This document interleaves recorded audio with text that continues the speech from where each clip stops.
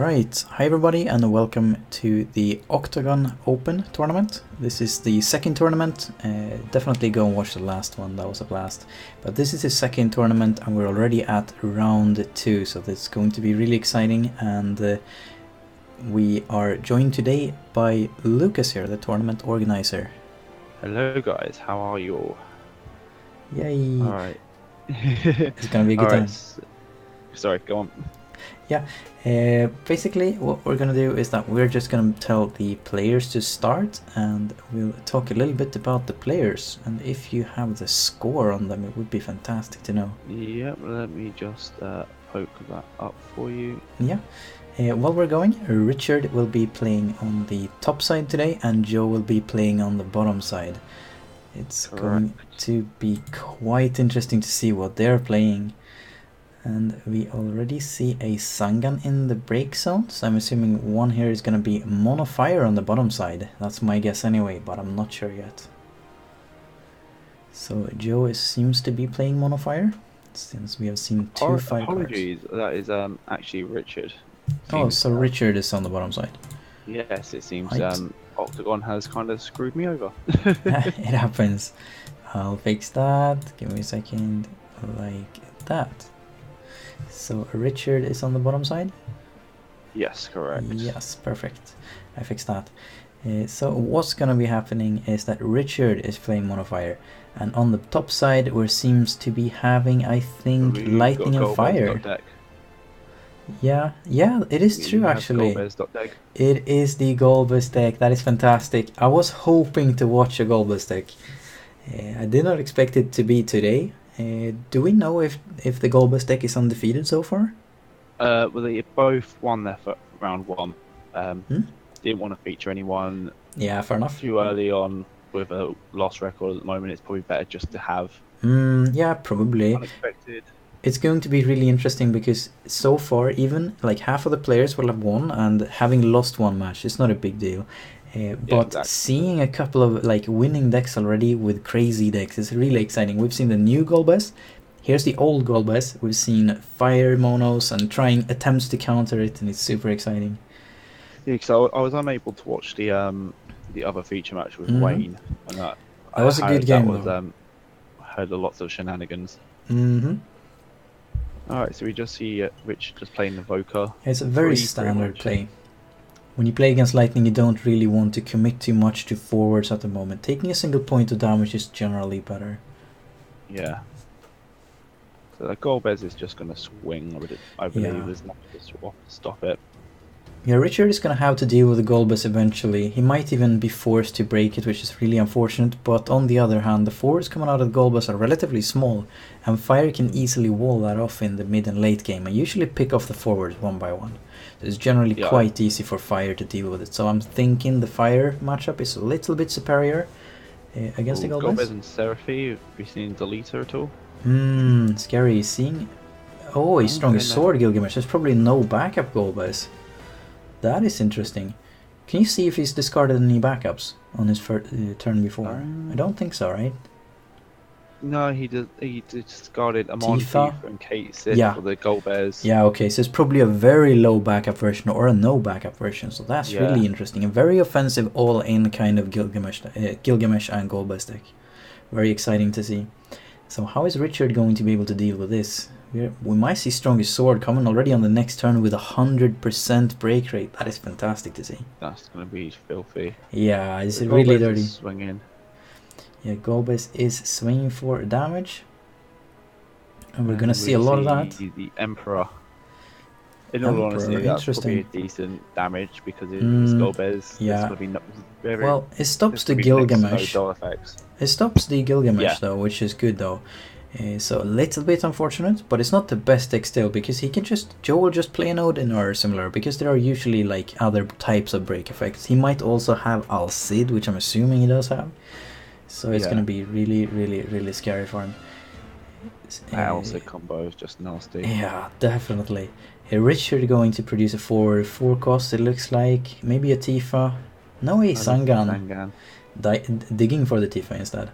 Fair enough. But he's going to have to produce some sort of defense here. I'm not sure what it's gonna be though. Not sure what it's gonna be. Could you ask him to show the card? He must show the card.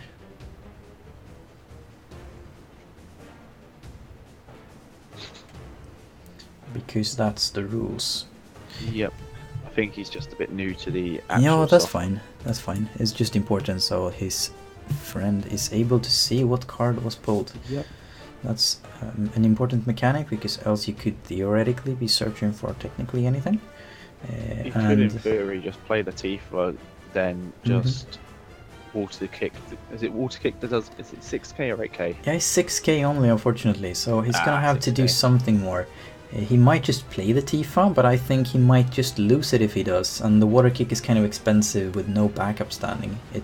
He'll have to discard like 2 cards per water kick, and it's very expensive. I think the Tifa's going to hit the field anyway. Playing the Tifa Unless is he's doing it just expensive. to swing for damage. Rosso, that's a much better card.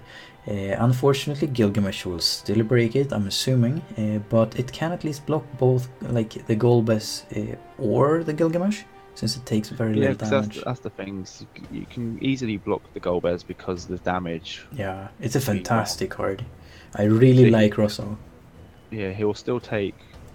I think he'll still take a point of damage if the stronger sword doesn't go off. Yeah, definitely. But you'd still block the Golbez, I believe. Yeah, no doubt.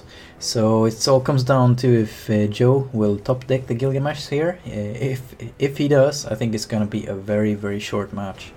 Oh yeah. He was a bit lucky pulling the strongest sword, Gilgamesh, and Golbez within the first 2 turns. Very fortunate indeed. Yeah. On the other hand, you usually see one or the other. This doesn't look like it's got much Opus 2 stuff, but I'm assuming that the new... Yeah. I mean, we saw the Amon getting discarded for the Golbez, so I'm assuming you didn't really run many new Opus 2 cards. Yeah, looking at the cards, I'm assuming it's going to be like at least 6 Gilgamesh, it's going to be 3 Amon, 3 Golbez, and there's not a whole lot of room left. It's only going to be those 2-cost cards.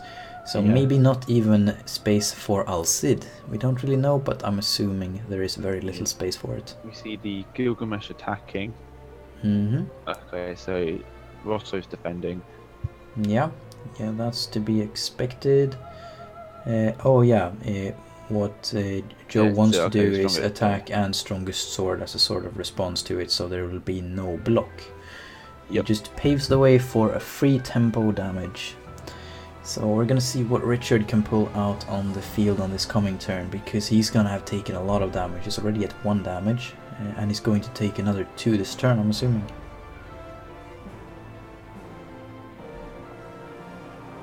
So I'm just letting know that he doesn't actually break unless he discards, then he's got to do the actual one thing at a time. One thing at a time. He's probably a little bit newer to Octagon, I'm assuming, but that's fine. The mechanics are still correct, as Gilgamesh will attack and use a strongest sword to... unfortunately removing a Gilgamesh from the game.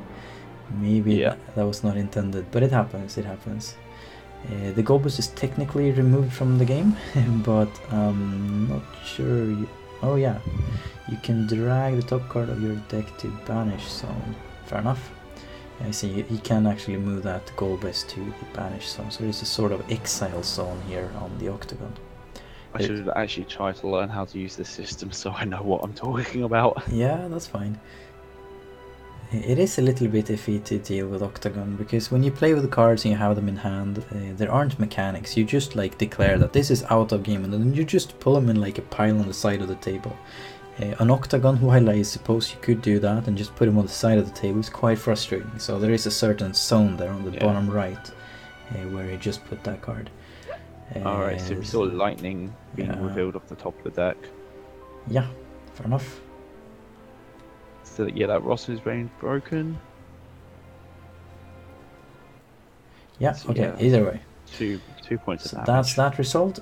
We see a lot of tempo coming straight away from Joe. Red Mage. Yeah, this is expected. The Golbez deck have a really good matchup against the burn and on-play effect kind of decks, because they don't really want to pop the Golbez. So they're gonna have a little bit of a difficult time. On the other hand, if Richard gets going and gets those big cards out, maybe a Lulu to boost them further, it's going to be difficult to Joe, because if Richard manages to stabilize, the game is just over in his favor.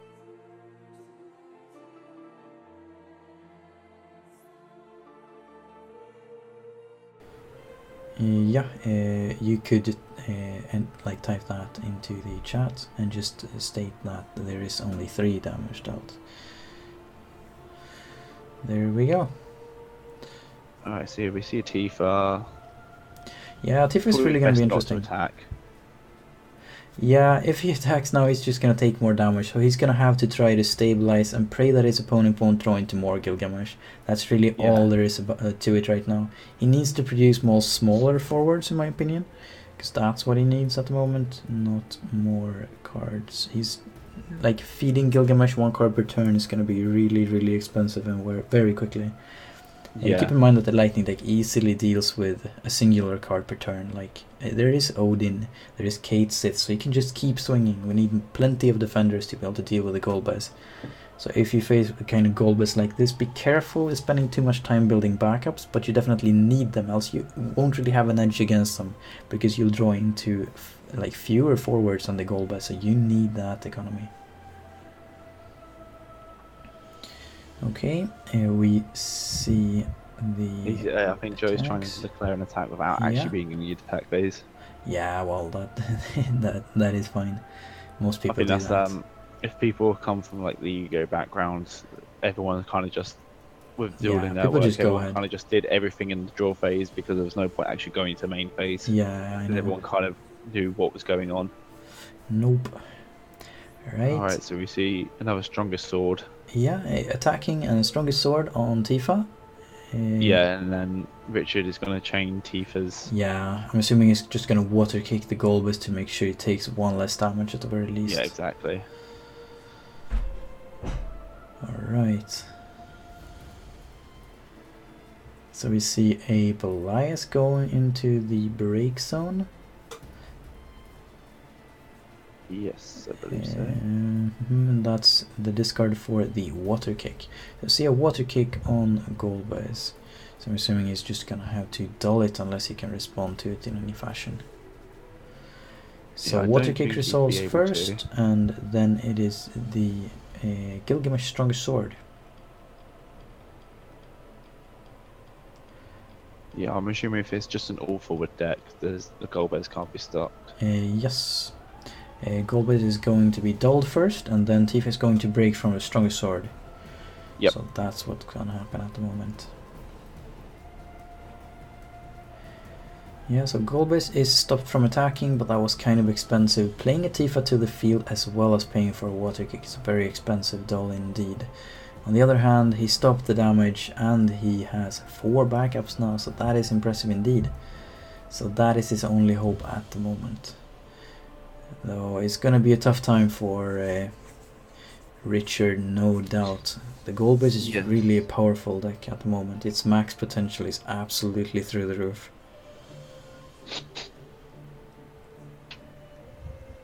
Alright, and then Tifa should be breaking. Yep. Unless the players have anything to do here. So, yes. Definitely Tifa will still break and the damage goes through. But the order this is done is that since the Golbez is already resolved, players can choose to do something, but if both pass, we'll just put the top card of the deck out of game. And then if it's a forward, and it's quite likely in this deck, it's going to be a broken Tifa. What are you doing? Sit down. Sorry, my battery in my headset was going low. Ah, I see. I see. Oh, that's fine. Charged. Apologies. That is fine.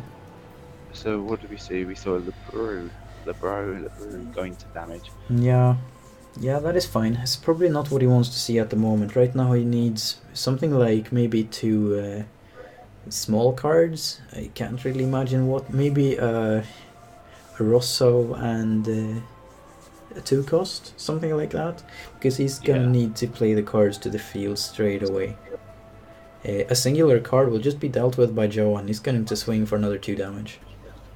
Yeah, I don't see Richard, in all honesty, coming back from this one. No, it's going to be really difficult. So we see a Pole going to break zone and a Mon. Maybe a third Amon. Yeah, he probably runs 3 Amon in his deck. It makes a lot of sense.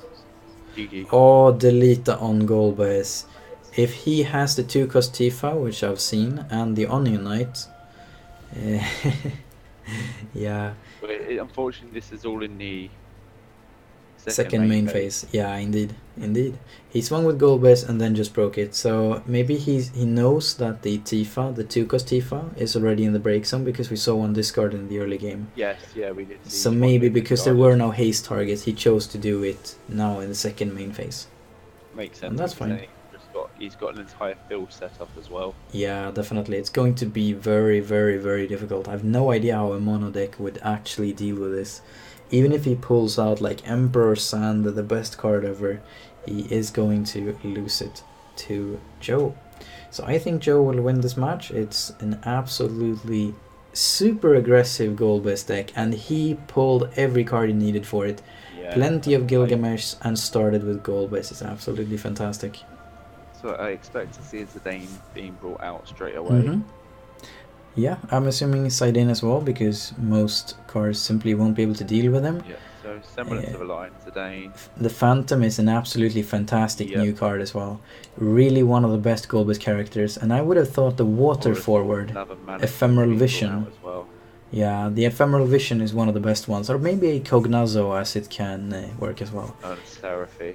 Ah, fair enough. Seraphy is okay. People usually keep the Seraphy though and play it for the effect so they can pick up Golbez back up again, for example. Yeah. Yeah, and I think that is game over, because that's what a winning field looks like in general. Golbez is absolutely terrifying. Suggest you tech. I can't see any way of Richard being able to out this, especially when he's only got 2 cards in hand. Indeed.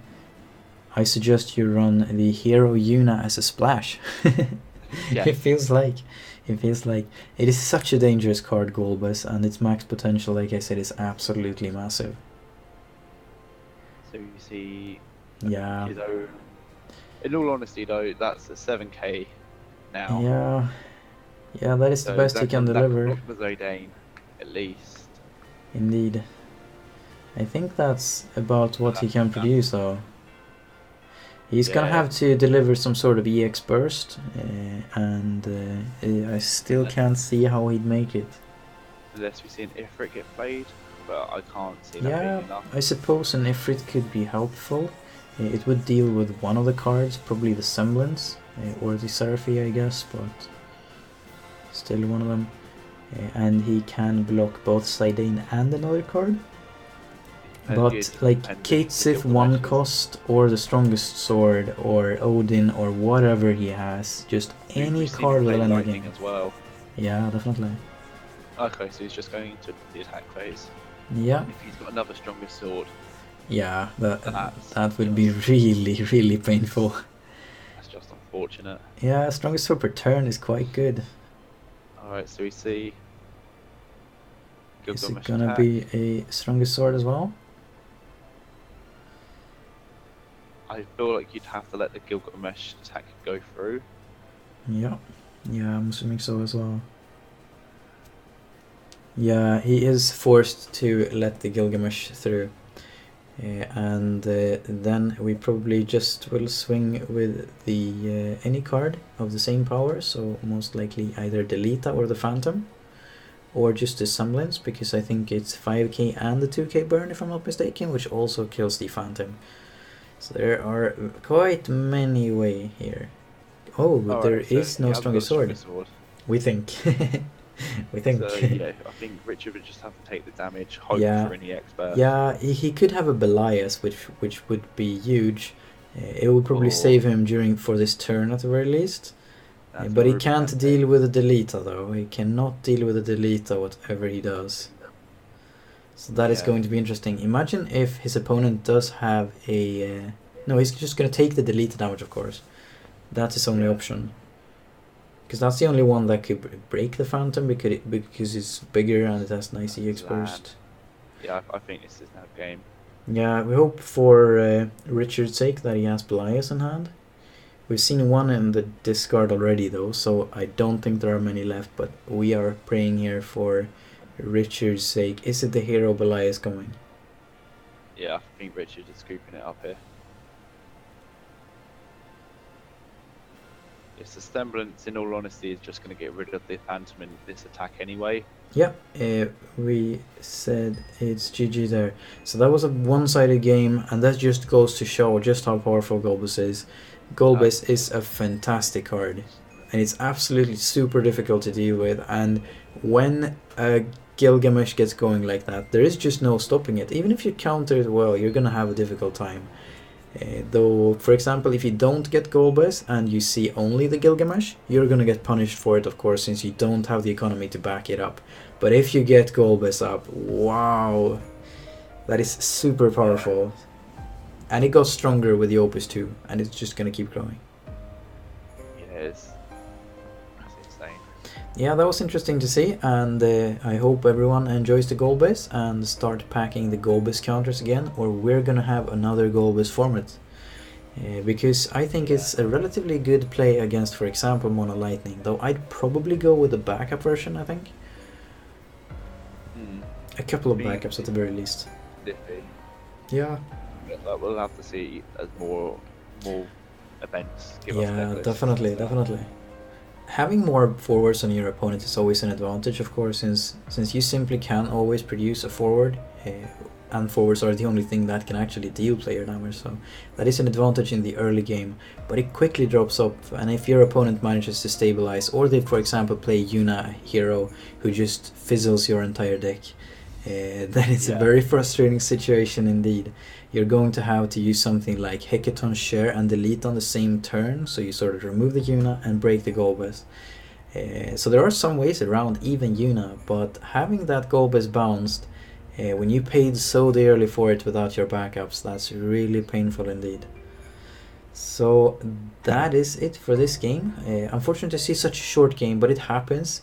And this is not exactly Richard's fault, because you need to be lucky when you play against like a Gilgamesh and Golbez deck that does this well.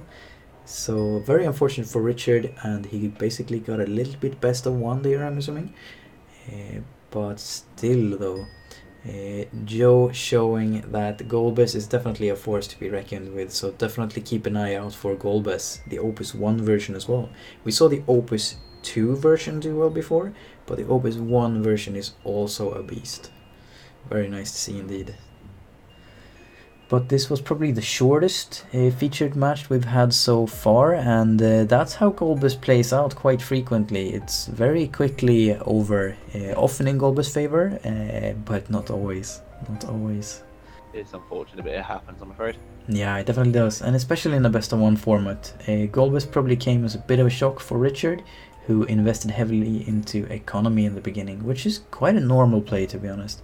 Tried to come back from it, but unfortunately he could only see these like sort of high costed cards like 4 or similar, and you can't really play that into a Strongest Sword Gilgamesh. You can't play anything into Strongest Sword Gilgamesh effectively, I suppose, but maybe the most efficient are probably playing medium-sized forwards like the Ephemeral Phantom, and then praying for something like Belias to be able to block and deal with the Gilgamesh. Props to them both though, see how they go on. Definitely, hope to see more of this. I think the Monofire is going to play out really well, so Richard has a great shot at coming back. A single defeat is nothing in this tournament, it's a long one, 6 matches, sorry, 6 rounds of Swiss. So definitely a good shot at coming into the top segment still. And Joe is 2-0 now. It's a fantastic start, and very interesting to see Golbez do that well. It's a sort of an anti-meta call in my opinion, but I think it'll meet something like a Hero Yuna in the middle of the game and maybe lose a match or so. I think that's it for round 2. We've still got a couple more results to come in. That is going to be interesting. Yeah, I think this is exciting because this is one of the biggest tournaments we've actually had, so it's a very nice one. Yeah, and this is the thing with the UK regionals and stuff like that getting announced. It's actually very good testing as well. Definitely. It's a nice proving grounds for everyone. and we get to see some players really shine. We see some amazing plays already. For example, Michael's play there with the Vincent for game. That was nice to see. Oh, that was just brutal. It was a good one. This was more brute force, though, I suppose, but still, it's super scary. I mean, Richard did everything he could. He got the defensive Rosso out, for example, but it just wasn't enough. He kept producing defenders, and he had this great economy to back it up, but he could never stabilize. But that is it for today, and thank you for watching.